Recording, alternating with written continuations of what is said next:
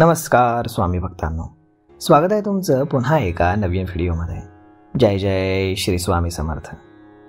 स्वामी भक्तांनो, हिंदू धर्मामध्ये देवी लक्ष्मीला महत्त्वाचं स्थान आहे।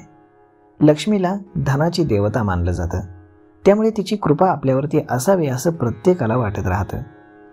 लक्ष्मीचा घरामध्ये प्रवेश करण्याचा एक विशिष्ट शुभ काळ असतो। या काळामध्ये काही चुका आपण अवश्य टाळायला हव्यात, अन्यथा लक्ष्मी आल्यापावली माघारी जाते आणि घरावरती आर्थिक संकट कोसळतं। स्वामी भक्तांनो, देवी लक्ष्मी ही संध्याकाळी घरामध्ये प्रवेश करते। सायंकाळी 4 ते 7 या वेळेमध्ये प्रदोष काळ असतो। या दरम्यान शंकराचं भ्रमण सुरू असतं आणि यानंतर लक्ष्मी भ्रमण करत असते।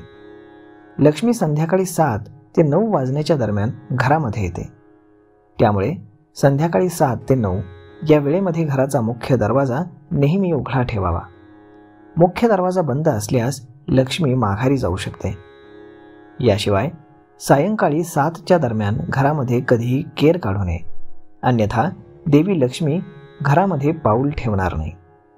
ज्यांच्या घरामध्ये लक्ष्मी प्रवेश करते त्या घराची आर्थिक भरभराट होते आणि त्यांनी कधीही पैशांची कमतरता भासत नाही। ज्या घरामध्ये नेहमी क्लेश वादविवाद सुरू असतात त्यांच्या घरामध्ये माता लक्ष्मी कधीही जात नाही। ज्यांच्या दारामध्ये अस्वच्छता असते अशा ठिकाणी देखील माता लक्ष्मी कधीही पाऊलही ठेवत नाही। संध्याकाळी 7 ते 9 या वेळेमध्ये ज्यांच्या घरी लोक झोपलेले असतात अशा घरात तर लक्ष्मी दारातूनच माघारी फिरते, त्यामुळे संध्याकाळी 7 ते 9 या वेळेमध्ये कधीही झोपू नये। ही वेळ झोपण्यासाठी अत्यंत अशुभ मानली जाते। तर मग स्वामी भक्तांनो, अशा पद्धतीनं देवी लक्ष्मी जेव्हा घरामध्ये प्रवेश करते तेव्हा प्रामुख्यानं या चुका करणं आपण अवश्य टाळावं, जेणेकरून माता लक्ष्मी आपल्यावरती प्रसन्न होईल।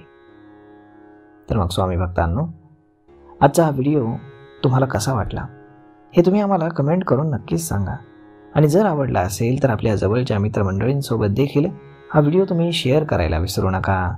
धन्यवाद।